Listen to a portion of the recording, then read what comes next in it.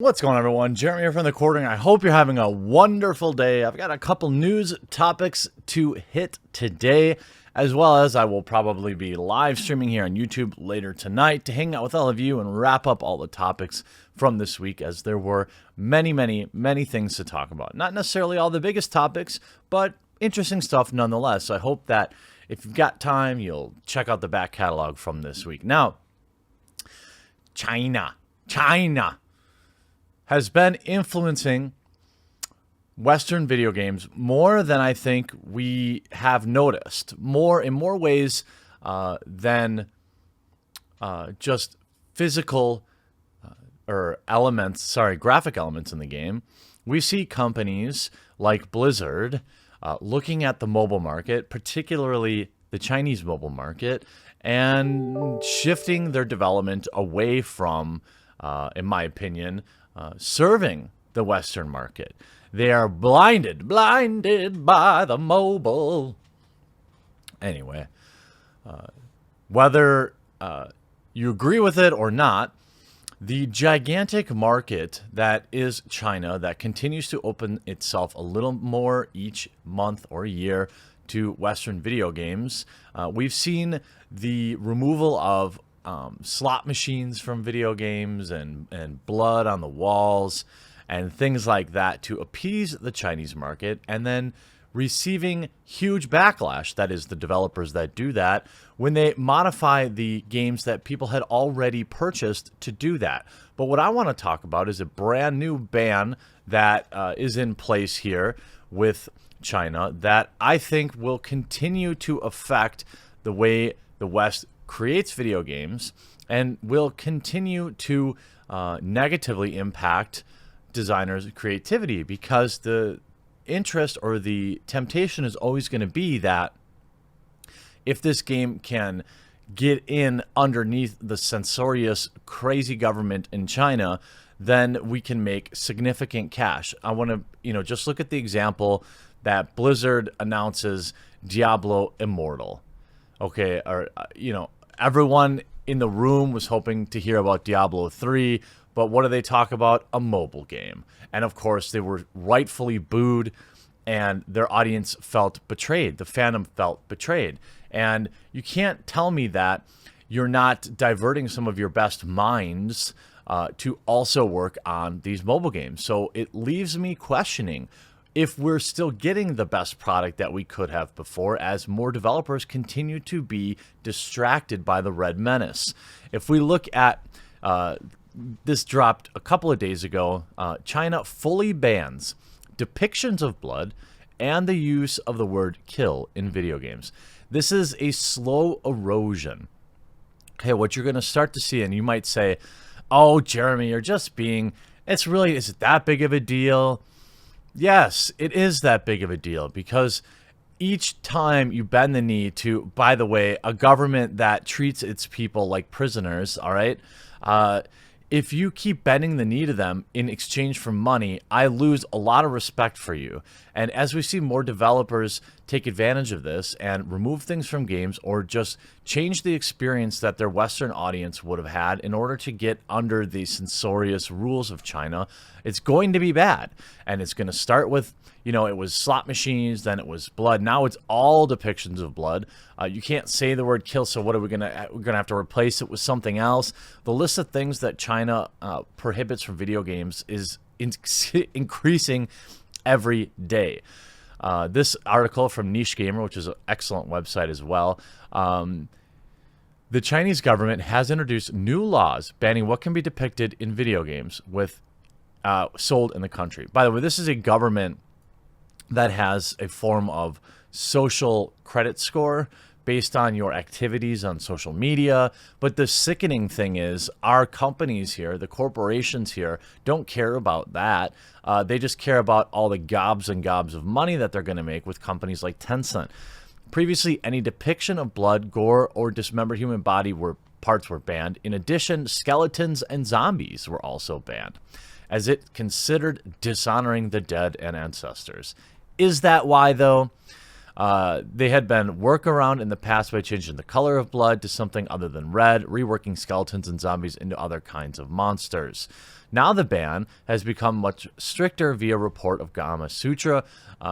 Notes that country is banning anything that it can be perceived as blood, in addition to the word kill. Cannot be used in games in any way, from the title to in-game text. Chinese tech giant Tencent Games has already adapted to this new law in at least one title, where they handled the distribution of PlayerUnknown Battlegrounds Mobile in China. The game has now been renamed Game for Peace. What? What? In addition, the game's death animation has now been replaced with characters placing the items they were carrying on the ground, then waving goodbye before vanishing. One Twitter user commented that it was hilariously wholesome. With the Chinese government, while the Chinese government began approving games for sale again after last months-long hiatus, the Ministry of Education gave recommendations to 8 other regulatory bodies asking for less approvals in video games. These were efforts to combat myopia and so-called video game addiction. The new law has gone into effect immediately, applies to the games that had already been given a license to sell. So they'll have to retcon. So if you've purchased a game and you get it, like, we know that, look, if you want to make it, you know, if you want to remove that, okay, but what does that do to a game like Mortal Kombat? Obviously, that game doesn't exist. What does it do to any FPS? What does it do to, like, every video game ever? The removal of this, while in the Chinese market, is going to do one of two things. It's either going to divert funds, mines, development cash, development hours away from other projects that would otherwise be getting that attention here in the West, or it's going to make newer games just worse because they're going to want to not have to rework things. If I remember right, was it Ghost Recon? I think it was Ghost Recon, where they had to go remove these things. And like I said earlier, it's not such a huge deal. I get it. And had the game been made in the first place without slot machines in it, I think nobody would have cared. But the idea is the game was sold a certain way, and now it's going to be retconned to kneel to the whims of the Chinese government in exchange for the opportunity to sell your games to people that are basically living their lives under complete dictatorship. All right, so, you know, I'm going to be keeping an eye on the companies here that change their video games to kneel before this, because I think it's disgusting. I'm going to be keeping an eye on how new games change, maybe weakened or dumbed down just to skirt, you know, how many of these people are going to trade creative freedom for cash. And that's going to be just a net negative, I think, for gamers everywhere. When you talk about this new regulation, before the new regulation, blood, bones, guts, human corpses, and dismembered body parts were already banned. Older regulations had already required many games to make alterations to their assets before they could be launched in China.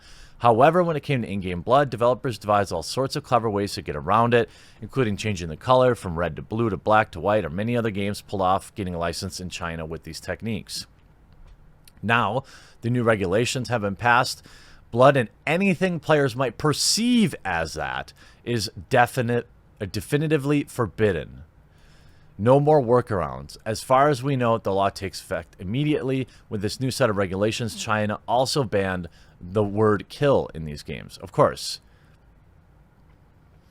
So what should developers do? You can delete all the bloody assets from your game, but that would leave you with a pretty bland user experience. A better approach to the blood ban is to rethink how your players can experience combat. With the right strategy, your redesign can be compliant with the new rules and well received by players. See, this is a spin, right?